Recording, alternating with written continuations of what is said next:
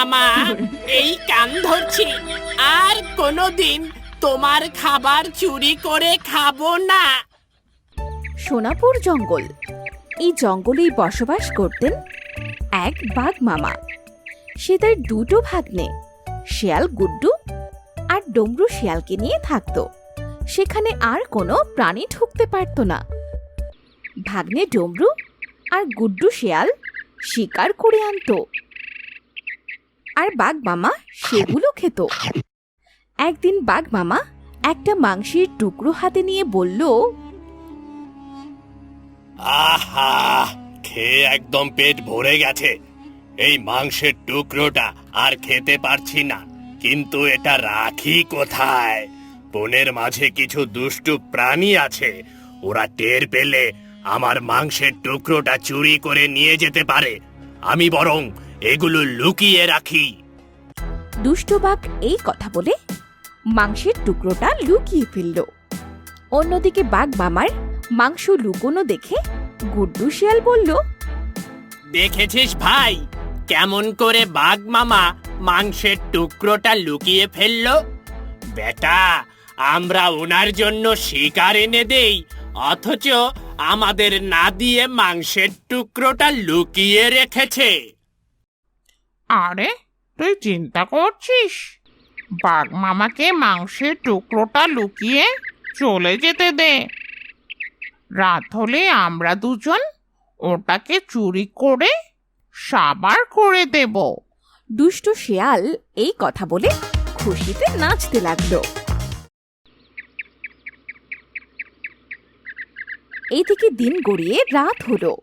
বাঘ মামা শুয়ে তো সেই ঘুমোচ্ছে। অন্যদিকে গুড্ডু আর ডামরু শিয়াল এসে লুকিয়ে বাঘ মামার মাংসের টুকরোটা চুরি করে পালিয়ে গেল। আর দূরে এসে মাংসের টুকরোটা নিচে দেখে খুশিতে নাচতে শুরু করলো।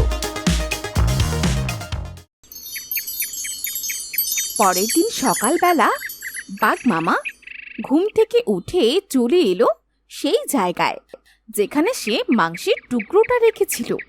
বাঘ মামা অনেক খোঁজাখুঁজি করেও আর মাংসের টুকরোটা খুঁজে পেল না।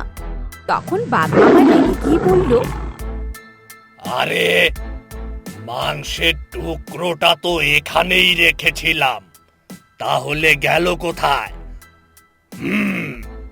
বুঝতে পেরেছি, আমার মাংসের টুকরো চুরি। ছাড়বো না তোদের।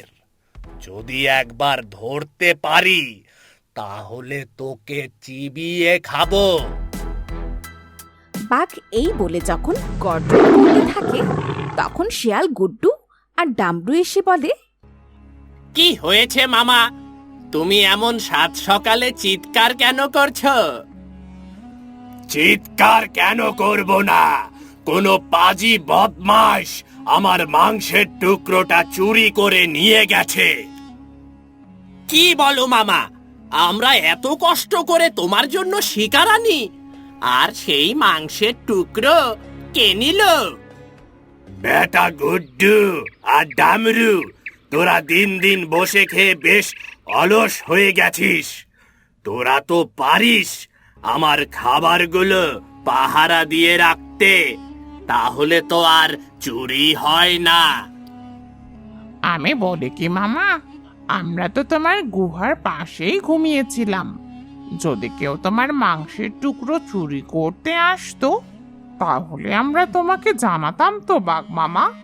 এই শুনে বাঘ মামা খুব রেগে গেল আর শিয়াল ডমরুকে বলল, তোরা যদি আমার গুহার পাশেই থাকিস তাহলে আমার মাংসের টুকরোটা নীলকে বল। আমার মনে হয় কি মামা, তুমি হয়তো মাংসের টুকরোটা রাতেই খেয়ে ঘুমিয়ে পড়েছিলে, কিন্তু তোমার মনে নেই। হতে পারে, আজকাল আমার মনে তেমন কিছু একটা থাকছে না। যাই হোক, শোন, তোরা আমার খাবারগুলো পাহারা দিবি। যা, এবার আমার জন্য শিকার করে নিয়ে আয়। আমি ততক্ষণে আর একটু ঘুমিয়ে নেই। এই কথা বলে বাঘ মামা চলে গেল। অন্যদিকে গুড্ডু শিয়াল আর ডমরু শিয়াল জঙ্গলে গেল। আর এসে খুব আনন্দ করতে লাগলো। আর ডামরু শিয়াল বলল, হায় রে বলদা বাঘ মামা, হায় আর শুধু নাক ডেকে ঘুমোয়, আশেপাশে কি হচ্ছে কিছু বুঝতে পারে না। কিন্তু এইভাবে বাঘের খাবার চুরি করতে গিয়ে যদি ধরা পড়ে যায়, তবে ওই বেটা বাঘ মামা আমাদের ছিঁড়ে খাবে, বুঝলি? আরে ধুর, এই অলস বলদা বাঘ কখনো আমাদের ধরতেই পারবে না। আমাদের বুদ্ধির কাছে ও বেটা জিরো। তুই বাঘ মামাকে নিয়ে অত ভাবিস না তো। এই বলে কিছু দূর এসেই দেখলো একটা কাক মাংসের রান খাচ্ছে। এই না দেখে গুড্ডু শিয়াল বলল, দেখেছিস ভাই, ওই কাকটা কি সুন্দর মাংস পেয়েছে, কিন্তু বাঘ মামার ভাগ না দিয়ে একা একা খাচ্ছে। ডামরু শিয়াল ও গুড্ডু শিয়াল দুজনে মিলে কাকটাকে ধরতে গেল। অমনি কাক উড়ে গিয়ে গাছের ডালে গিয়ে বসলো আর বলল, শেয়াল ভাইয়া, এটা কিন্তু মোটেও ঠিক হলো না। তুমি আমার মাংসের রান খেতে পারো না, ওটা আমার। বেশি কথা বলিস না, জঙ্গলে বাস করবি আর জঙ্গলের রাজাকে ভ্যাট দিবি না, এটা হতে পারে না। এই মাংসের রান এখন আমাদের, বুঝলি বোকা কাক? কিন্তু এটা তো অন্যায়। একজনের মুখের খাবার তোমরা কেড়ে খেতে পারো না শেয়াল ভাইয়া। দেখ ভাই, জঙ্গলে বাস করলে একটু ভাগ দিতে হয়, বুঝলি? এই কথা বলে তারা দুজন আবার সেখান থেকে চলে গেল। তখন কাক বলল, তবে রে দুষ্ট শিয়াল, তুমি আমার খাবার কেড়ে নিয়েছো, আমি তোমাদের ছাড়বো না। আর নদীর ধারে হাঁস দুটো দেখতে পেয়ে দুজনে খুব খুশি হলো আর দুটো হাঁস ধরে তারা হত্যা করে ফেলল। ডামরু শিয়াল খুশি হয়ে একটা হাঁস খেয়ে ফেলল। অমনি গুড্ডু শিয়াল ডামরু শিয়ালকে চড় মেরে বসলো। আর তখন ডামরু শিয়াল বলল, কি রে দোস্ত, তুই আমাকে চড় মারলি কেন? বেটা মাথা মোটা, দুটো হাঁস খেয়ে ফেললে বাঘ মামার জন্য মাংস নিয়ে যাবি কেমন করে? শিকার না দিয়ে গেলে ওই বেটা বলদ বাঘ মামা তোকে আর আমাকে সেই ধোলাই দেবে।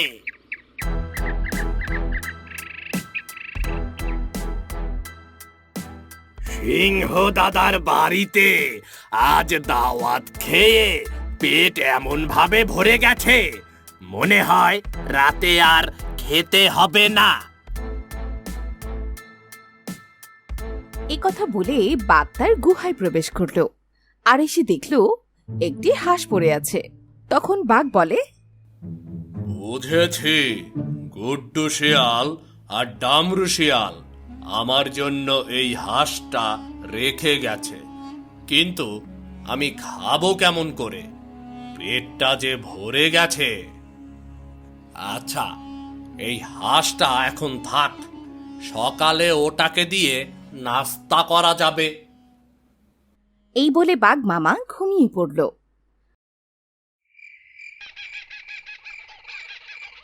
আর 2 ঘন্টা পর শিয়াল এলো হাঁসটা চুরি করতে। তখন ডামরু বলে, এই দোস্ত, যদি বাঘ মামা জেগে থাকে তাহলে তো আমরা ধরা পড়ে যাব। ধুর বেটা, বাঘ মামা আজ সিংহ মামার বাড়ি থেকে দাওয়াত খেয়ে এসেছে। আমার মনে হয় ও বেটা নাক ডেকে ঘুমাচ্ছে। চল আগে ভেতরে যাই। এই বলে পাজি শিয়াল দুটো বাঘ মামার গুহার ভেতরে চলে যায়। অন্যদিকে আড়ালে লুকিয়ে কাক শিয়ালদের সব কাণ্ড কারখানা দেখে বলে, মনে হয় বাজি শিয়াল দুটো কিছু একটা চুরি করবে। দাঁড়া, এবার আমি তোদের ধরবো। দেখ গুড্ডু, বাঘ মামা কেমন ঘুমোচ্ছে। এই সুযোগে হাঁসটা এবার আমাদের চুরি করতে হবে। বলদের বলদ একটা, খাবে আর ঘুমাবে। এই বলে গুড্ডু শিয়াল হাঁসটা চুরি করতে গিয়ে নাচতে শুরু করল। তখন ডামরু শিয়াল একটা চর মারল। কিরে দোস্ত, তুই আমাকে চর মারলি কেন? বেটা আহাম্মক, তুই যেখানে নাচতে শুরু করেছিস, বাঘ মামা জেগে গেলে তোর ঘাড় মটকাবে, বুঝলি? এই বলে শেয়াল দুটো হাঁসটা নিয়ে পালিয়ে গেল। আর কাক আড়াল থেকে তার সব দেখে বলল, পাজি শেয়াল, তোরা আমার খাবার কেড়ে নিয়েছিস, এবার বুঝবি, খালি সকাল হতে দে। সকালবেলা বাঘমামা ঘুম থেকে উঠে বেশ রেগে বলল, সকাল হয়ে গেছে, এবার আমি ওই হাঁসটাকে দিয়ে নাস্তা সেরে ফেলবো। এ কি, আমার হাঁসটা কোথায় গেল? কার এত বড় সাহস যে আমার খাবার চুরি করে? বাঘ যখন রেগে গিয়ে গর্জন করতে লাগলো, তখন কাক উড়ে এসে বলল, বাঘ মামা, আমি জানি কে তোমার খাবার চুরি করেছে। ওই যে পাজি ডামরু আর গুড্ডু শিয়াল, ওরা দুজনেই তোমার খাবার চুরি করেছে। বিশ্বাস না হয় ওদের কাছে গিয়ে দেখো। কি ডামরু আর গুড্ডু, শিয়ালের এত বড় সাহস আমার খাবার চুরি করেছে? এই বলে বাঘ মামা রাগান্বিত হয়ে ছুটে গেল শিয়ালের খোঁজে। আর এসে দেখলো হাসির হাড় পড়ে আছে। অমনি সে চিৎকার করে উঠল। তখন ডামরু শিয়াল বলে উঠল, এই বেটা গুড্ডু শিয়াল, ওঠ, বাঘ মামা এসেছে। তোদের সাহস কি করে হয় আমার হাঁস চুরি করে খাওয়ার? ওরে বাবা, মরে গেলুম রে। মামা, আমাদের ছেড়ে দাও, আমরা আর কোনোদিন তোমার খাবার চুরি করে খাবো না। ছেড়ে দাও আমাদের। মামা, এই কান ধরছি, আর কোনোদিন তোমার খাবার চুরি করে খাবো না। যা, এবারের মতো তোকে ছেড়ে দিলাম। ফের যদি এমন ভুল করিস তাহলে আমি তোদের ঘাড় মটকাবো।